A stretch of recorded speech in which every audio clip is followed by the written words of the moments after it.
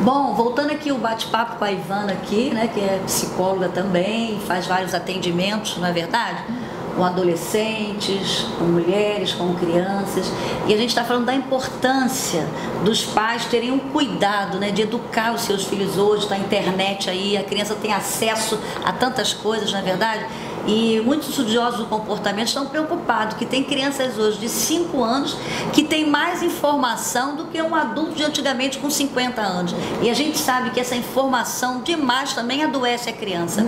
E o que a gente pode falar também do cuidado que os pais devem ter de ter a preocupação de criarem os seus filhos na igreja e sendo um exemplo de vida cristã para eles? O que você pode falar sobre isso? Tanto na nossa Constituição quanto na Bíblia, a responsabilidade da educação começa na família.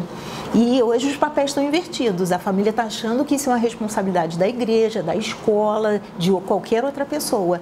Mas na Bíblia ela vai trazer que em todos os momentos existe uma preocupação com a educação. Ao deitar, ao levantar, quando está comendo, andando pelo caminho. Então, Moisés faz esse aviso àquele povo, né, quando estava saindo lá do Egito. Isso, então todos os momentos são momentos de aprendizado, para que a gente tenha a oportunidade e o privilégio até mesmo de estar mais próximo do filho, de trocar informação, de estar orientando o que é certo, o que é errado em todo momento. E educar cansa. Educar, você tem que se esforçar, dá trabalho realmente. Que se você não tiver trabalho para educar essa criança agora, você vai ter muito mais trabalho lá adiante, porque depois que tiver formado, fica difícil de entrar mais alguma coisa, né? E educar dá trabalho, porque educar também a gente educa com exemplo, né? A gente sabe que o exemplo fala muito mais alto, né? Você pode ensinar algo ao seu filho, falar, mas depois você está fazendo algo errado, ele está olhando. Né? E ele vai assimilar através do modelo, como a gente falou, né?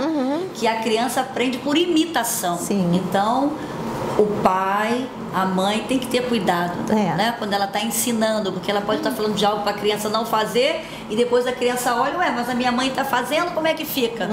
E cria uma interrogação na cabeça da criança, não é verdade? Tinha até uma propaganda que fazia isso, né? O pai socava o telefone e a criança ia lá e socava. Ele batia na mulher e a criança ia lá e agredia uma outra criança. Porque era isso que ele estava aprendendo o tempo todo. Então nós temos que ser um modelo no nosso comportamento e também na nossa comunicação. E por isso que a Bíblia é linda quando ela diz: ensina a criança no caminho em que deve andar, né? Porque quando se envelhecer não se desviará dela. Ensinar no caminho é estar junto educando essa criança. E a importância de trazer essa criança para a igreja, mas que a responsabilidade da educação não é da igreja, mas aqui é a casa de Deus. Porque Deus nos deu filhos, mas esse filho é dele. E a gente vai ter que mostrar para Deus: olha, Senhor, a responsabilidade que tu me deu, eu cumpri, está aqui. E levar ele à presença de Deus para que ele possa ter a sua própria comunhão. Você falou uma coisa muito importante, então eu queria falar para você que é mãe, que está assistindo, pai.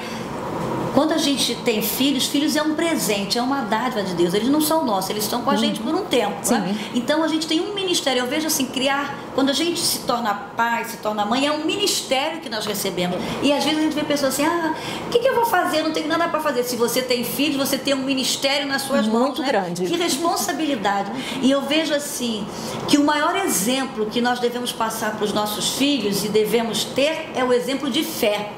É tão lindo quando a gente vê Paulo falando para Timóteo, né? Timóteo, que haja em você a mesma fé sincera. Olha que detalhe, quando fala de fé, fala de uma fé sincera, que ouvem sua avó Lóide e sua mãe Eunice, né?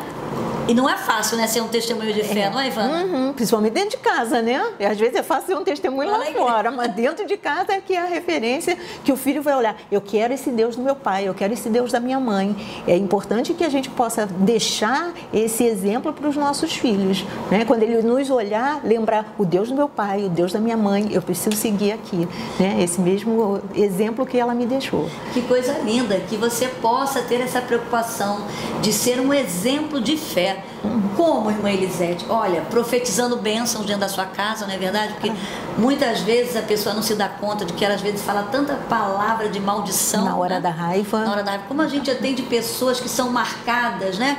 Por vozes do passado, por palavras de maldição que ouviram e marca até mais do que uma surra. Sim. Não é verdade? Fica marcado para sempre. Eu digo que é uma palavra maldita, porque a pessoa leva carregando isso para a vida inteira, acreditando que é aquilo que o pai e a mãe falou.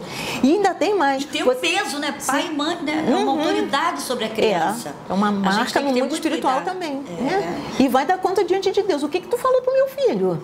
Né? Por que você disse essa palavra para ele? E a palavra de bênção também, ela marca a nossa vida. Com certeza, a gente sabe disso. A gente, quando vê os patriarcas, né? Abraão, Isaac, Jacó, né? Antes deles morrerem, eles tinham essa preocupação de abençoar os filhos. Uma coisa que a gente está vendo que está sendo perdida hoje, pelo menos no meu tempo, eu tinha essa preocupação. Bença pai, bença mãe antes de sair. Essa honrar os pais, né? Respeitar. E hoje, isso se aprende dentro de casa.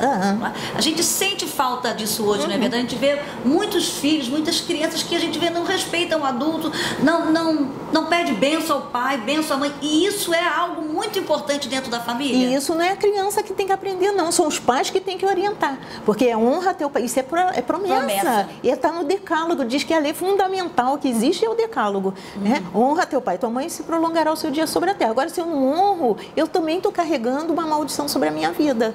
Porque eu preciso aprender que essas referências, elas são primordiais para mim. Né? Interessante que você que está aí assistindo possa ter esse cuidado, né? De ensinar os seus filhos a honrarem a Deus, a terem prazer de estar na casa de Deus e ensinar teus filhos também a honrar você, né? Agora ele vai te honrar quando você respeitar seu filho também, né? Porque a gente vê hoje muitas mães que batem nos filhos, batem no rosto do filho, xingam os filhos. De jeito nenhum, não faça isso. E se você já fez isso, é hora de você pedir perdão, que eu acho muito bonito também, que já que a gente aprende sobre relacionamento dentro de casa, a dizer muito obrigado, a dizer me perdoe, né? Então eu acho que é bonito quando o pai entende que ele chega para o filho: meu filho, eu errei, eu falei algo que eu não deveria ter falado, eu quero te pedir perdão, e até orar com essa criança, desfazendo o que ele falou no mundo espiritual. Você concorda com isso, Ivana? Sim, com certeza. E até ele vai entender que os meus pais podem errar, né? Mas eles estão tentando acertar, só que tem falhas. Poxa, se meu pai falha, eu também, quando eu erro, é porque eu também sou ser humano. E isso vai aproximar. Com certeza, vai fazer com que esse filho veja a humanidade do pai e reconheça. Porque, olha, não existe família perfeita, não é verdade? Não existe pai e mãe perfeito. Nós somos falhos, né? Mas a beleza do relacionamento é essa. Quando há perdão, né? Quando há solidariedade, quando há compaixão, né? Quando a gente consegue se colocar no lugar do outro. E numa família onde Deus é priorizado, né?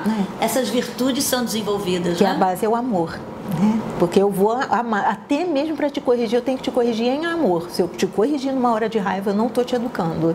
É isso aí, que você possa desenvolver dentro do seu lar o fruto do Espírito: amor, alegria, paz, bondade, fé, mansidão, temperança, domínio próprio e humildade. E pode ter certeza, você não vai ter uma família perfeita porque não existe, mas você vai ter uma família saudável, que Deus vai reinar na sua casa. Pode ter certeza. Um grande abraço, que Deus te abençoe.